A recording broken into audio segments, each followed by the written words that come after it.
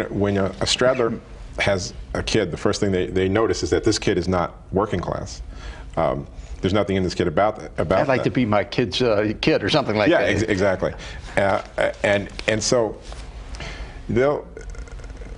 they will worry about these kids having a sense of entitlement. I mean, they'll check them for entitlement like a parent checks the kid's eyes for drug use. You know, this is like, I don't want you to be like them. You know, I want you to have these.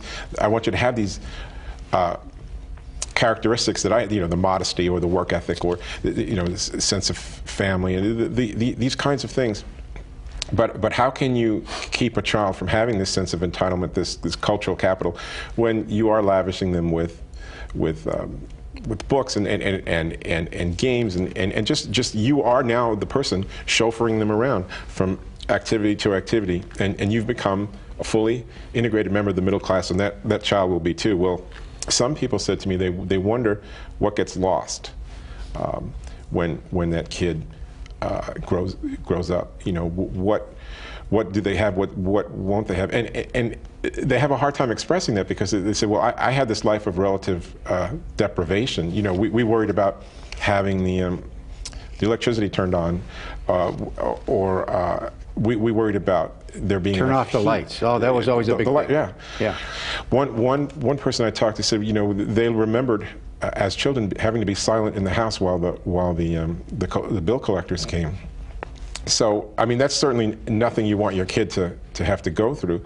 But at the same time, there's a sense of being working class, of coming from blue collar that they know will not be there, and they don't want their kids to think that everything just magically appears, that everything is handed to him. There's one Straddler I talked to who said every night he'll sit in the great room of his very expensive home and tell the kids, isn't it wonderful that we have a fire? Isn't it great that we have these beautiful art fixtures? And the kids look at him like he's crazy, but because it's hard to teach that notion to them. There's a guy who wants his kid to spend his summer vacations working on fishing boats. I mean, his wife said, "Did you see The Perfect Storm? Do you know what goes on? This is the most dangerous job in the world." But he wants them to have some idea of what hard manual labor is like, of what it means to work for something and not just have it given to you.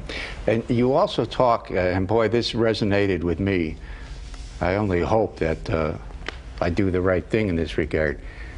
You talk about people who have become very wealthy, starting from working class backgrounds, trying to ensure that their children, as opposed to some of the things you saw as you were, quote, moving up, unquote, that their children treat working class people decently and with an appreciation for what human beings are going through, and just in what is called these days the dignity of the human being.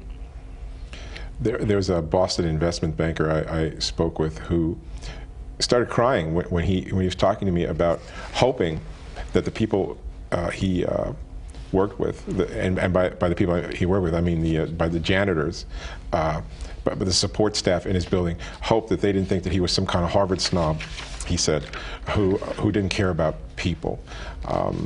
Similarly, when these people look at their children, they know they have this incredible safety net. There are some guys I spoke with in this book who, I mean, they're rich enough to have their own jets, rich enough to live anywhere they want, but they don't. They live modestly because they don't want their kids to just be totally exposed to that kind of world of riches. I mean, the money is there, and they fail when they try to say that there is no money, because the kids know that the net is beneath them. But at the same time, these parents are trying to teach them a lesson in knowing that you have to make your own way, you have to fight your own way in this world. But it's a hard lesson to teach when you have a lot of money. Tell about the people whom you have. I think you had some in your own life. You met some, and you were told by others about people who they'll just throw stuff on the floor and say, "Oh well, somebody will pick it up." Yeah, there's a story in the book about this young woman who fell in love with this guy.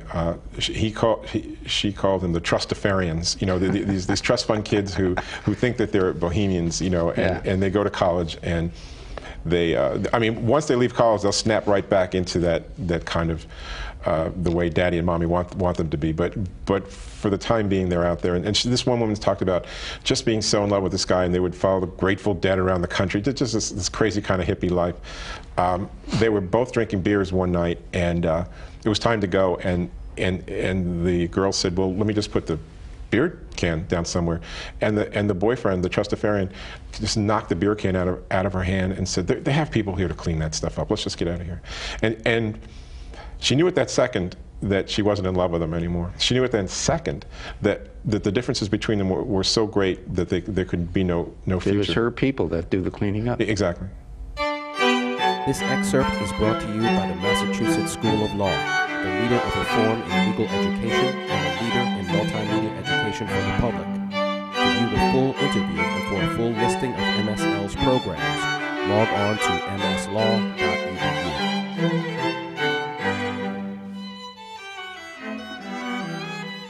Welcome.